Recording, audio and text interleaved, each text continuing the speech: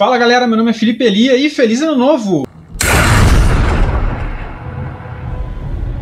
Bom, como o ano acabou de começar, acho que o primeiro assunto que a gente tem que falar esse ano é o que a gente pode esperar para 2020 no mundo do WordPress, né? Quais são as mudanças que já foram anunciadas, também exercitar um pouco a nossa futurologia aí, vamos dar uma de Mãe Diná, acho que vocês nem lembram que é Mãe Diná, mas vamos então tentar prever um pouquinho do que vai acontecer para a gente tanto se precaver, quanto para tentar ajudar no que for preciso, onde a gente puder ajudar. Junto com esse vídeo também está saindo um post lá no blog, então tudo que eu falar aqui vai estar escrito lá, com os links lá no post do blog. Quando a gente fala de futuro, é sempre bom lembrar do Mestre Yoda no Império Contra-Ataca, dizendo que é muito difícil de ver, porque sempre se mexendo o futuro está. Então, nada está escrito na pedra, né? Assim, tudo que a gente vai falar aqui, nada é certeza absoluta, muita coisa é previsão, muita coisa é só planejamento, mas é importante saber. Bom, vamos lá. Primeiro assunto, então, são as versões que estão previstas, né? Eu já falei aqui sobre como o WordPress versiona, né, as suas coisas, sobre versionamento semântico e tal.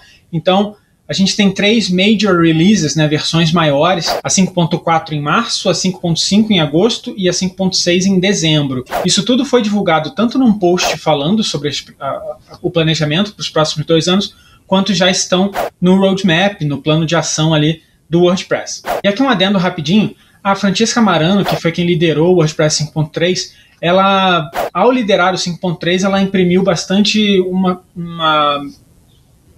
uma coisa dela, assim. Ela se sentia tanto à vontade para falar para as pessoas, quanto era ela mesmo, e nas reuniões a gente via ela bastante ativa e bastante querendo tanto rever processos, quanto, enfim, envolver a comunidade. O papel dela na versão 5.3 foi muito bacana, e é muito bacana ver a Francesca Marano querendo ampliar a sua atuação para ajudar a comunidade do WordPress. Então ela lançou um post lá no Make falando sobre esse modelo de release, né? Esse processo de lançamento do WordPress que ela acompanhou de perto durante a 5.3 e que tem tantas chances de melhorar para as próximas versões. É um post bem bacana, vale a pena dar uma lida e pode ser que a gente tenha alguma alteração nesses processos durante 2020. No final de 2018, o Matt publicou um post lá no blog do Make falando quais seriam os objetivos de 2019. Muitos desses objetivos ainda não foram alcançados, eles foram até começados em 2019, mas não foram terminados, então vários deles ficaram para serem resolvidos em 2020. Já tem um post novo da Josepha Haydn revisitando esses pontos e botando alguns desses pontos aí previstos para as versões desse ano. Então a lista em português está traduzida lá no post, que é a seguinte: criar um bloco de menu de navegação, que está previsto para o WordPress 5.4. Isso aqui já é um trabalho começado, que só falta terminar. Fornecer um jeito para os temas registrarem áreas de conteúdo, que aí já é aquela fase 2 do Gutenberg, né? Que é a expansão do editor de blocos para fora do conteúdo, pegando as outras áreas, cabeçalho, rodapé e tal, que também já é um trabalho que começou, mas ainda precisa amadurecer bastante. A gente vai falar sobre esse assunto um pouquinho mais para frente. Atualizar as áreas de edição dos widgets e dar suporte para blocos no Personalizar, que também é uma expansão dos blocos para outras áreas do painel do WordPress, né, do WordPress como um todo, que está previsto para o WordPress 5.5. Criar um diretório de blocos no WordPress.org, que está previsto para o WordPress 5.5. Isso também vai afetar a forma como os blocos são instalados. Isso eu acho que vai ser uma das grandes mudanças do WordPress esse ano. E também a gente vai falar um pouco mais para frente. E aí, 2 itens meio casadinhos, que são atualizar automaticamente plugins e temas para os usuários que desejarem, né, o opt-in. Se você quiser atualizar automaticamente plugins e temas, você vai apertar um botão lá, um checkbox, e o WordPress vai fazer isso para você. E a mesma coisa para atualizar major releases do WordPress. A atualização de minor releases hoje é automática, né, automática em segundo plano, mas existe uma previsão aí para você fazer um opt-in e o teu WordPress já atualizar logo de cara para as major releases.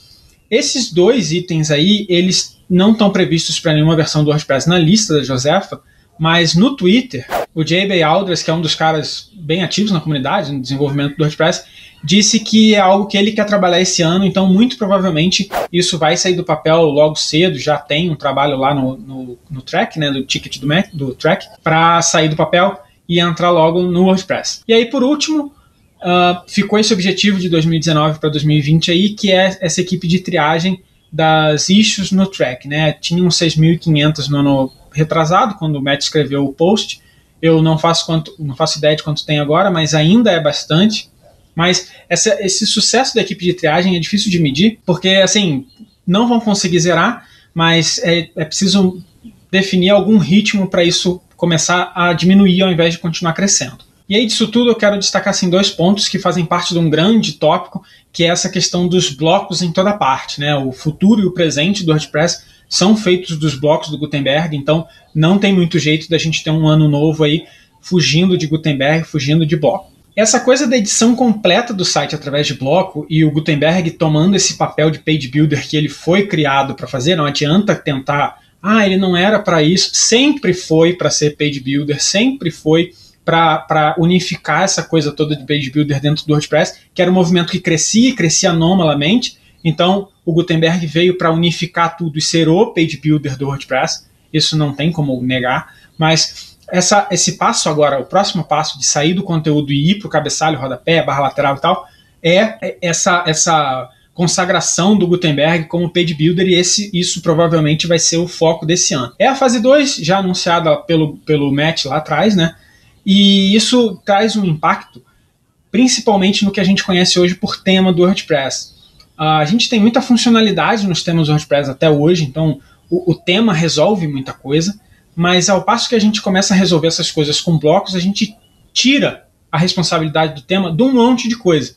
Então, assim, essa questão do bloco sair do conteúdo e romper essa barreira, diminui o tema, né?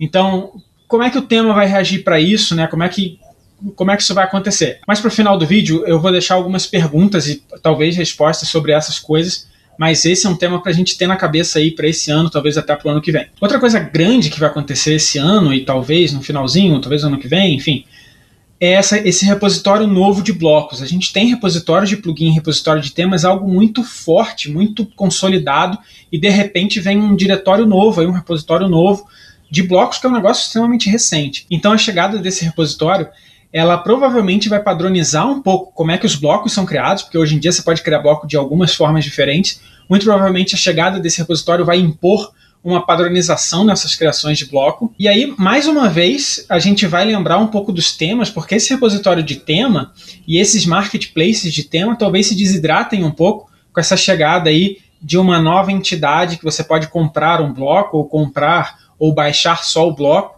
que talvez estivesse como responsabilidade aí do tema. Então, esse repositório de blocos, ele não é só o repositório, ele é uma chegada forte de uma entidade no ecossistema do WordPress que a gente não pode diminuir ou não pode achar que isso vai ser pouca coisa. Eu acho que essa chegada desse repositório novo vai desbancar muito o que a gente tem de tema e talvez mexer um pouco até com o que a gente conheça de plugins e tal, mas esse repositório novo vai ser algo que vai balançar bastante aí o ecossistema do WordPress. Agora sim, vamos para a parte bem mãe de Ná, bem Walter Mercato, que vocês não lembram quem é, mas eram futurólogos, sei lá, videntes de antigamente.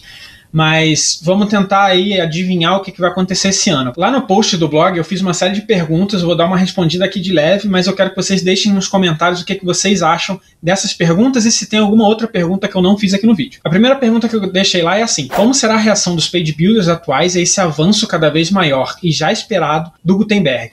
A gente já falou um pouco sobre isso aqui no canal, a gente fala de vez em quando no Slack da comunidade, mas o page builder como a gente tem hoje, ele vai começar a se tornar obsoleto, né? Ou desnecessário. O Gutenberg, ele não cumpre um papel ainda que é realmente ser um WYSIWYG lá, what you see is what you get, no sentido de que quando você está editando a página, você vai realmente ter aquela página visível daquele jeito. Não é assim. Gutenberg não é assim, pelo menos não ainda, mas alguns page builders já viram essa oportunidade e meio que você já edita a página exatamente como ela vai parecer para o usuário. Isso é o grande pulo do gato que o Gutenberg não deu, poderia ter dado, não deu, mas é uma das oportunidades que os page builders têm, porque o page builder que você só edita lá no painel do WordPress, o próprio Gutenberg já vai poder fazer isso logo de cara, então isso vai meio que matar a necessidade de ter um page builder. Uma outra chance para os page builders sobreviverem é a empresa por trás do page builder começar a atacar outros nichos que não criação e organização de conteúdo. Qual é o teu page builder favorito? Como é que ele está reagindo aí para o Gutenberg? Deixa aqui nos comentários. Outra coisa bem importante para a gente ter em mente é como é que os temas vão ser daqui para frente, né? Como é que essa chegada aí do Gutenberg nas outras áreas, como é que essa edição toda do site através de blocos vai afetar os temas. E aí aqui eu vejo duas separações, assim, dois aspectos que a gente pode explorar. O primeiro, como é que o marketplace tipo Envato, que vem de tema e vem de tema com um monte de funcionalidade diferente, como é que isso vai ser daqui para frente? Será que esses caras vão começar a vender bloquinhos utilizáveis em vários lugares? Porque talvez o tema vire só uma paleta de cor e uma organização das coisas onde você pode colocar os blocos, né? Ele não vai ter mais funcionalidade nenhuma. Então, como é que esse marketplace da Envato vai reagir a essa nova chegada, a esse novo passo do Gutenberg? Essa é uma frente, né? E a outra frente, que eu também tenho curiosidade de saber, é como é que as agências vão começar a vender os sites para os clientes. Porque hoje em dia a gente tem muito site sendo vendido com um tema exatamente do que o cliente quer, tudo empacotado no tema. Isso vai ter que mudar um pouco, né? Isso, os desenvolvedores vão ter que começar a aprender a criar bloco para fazer do jeito certo. E as agências talvez mudem um pouco, talvez agora a gente precise de mais desenvolvedor JavaScript, menos de PHP. Como é que vocês acham que isso vai afetar as agências aí nesse ano e do ano que vem, e talvez aí até 2022 a gente tenha uma repercussão disso aí. Próxima pergunta, a gente está na fase 2, que é essa expansão do editor, né, para os outros lugares, e a fase 3 é aquela edição simultânea, tipo Google Docs. Será que a gente vai conseguir chegar na fase 3 esse ano no finalzinho ali? Ou será que a gente vai ainda marchar nessa fase 2, 2020 inteiro, para só depois, em 2021, conseguir chegar nessa fase 3, que é a edição simultânea, para depois chegar no suporte nativo a multidiomas, que é a fase 4? O que vocês acham? Você acha que essa fase 2 vai conseguir acabar esse ano? A fase 3 já vai começar esse ano? Eu acho que a fase 2 termina esse ano, sim, porque o Gutenberg ele tem andado com um passo muito acelerado, e acho que já está na hora de começar a fase 3 também. Acho que vai ser muito para o final do ano, mas acho que esse ano começa a fase 3. Mais uma pergunta, eu falei aqui da Francesca, né, de todo o papel dela ali na mudança nesses releases do WordPress.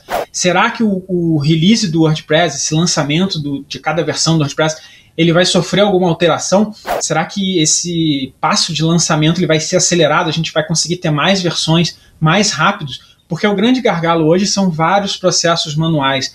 É muito commit no SVN, os branches são todos arquivos mesmo, em diretórios. Então, isso tudo dificulta muito para que novas versões sejam lançadas mais rápido. Será que a gente vai conseguir melhorar isso? Será que esse ano vai ser o ano que a gente vai conseguir se livrar um pouco do track e começar a ir um pouco talvez para o GitHub?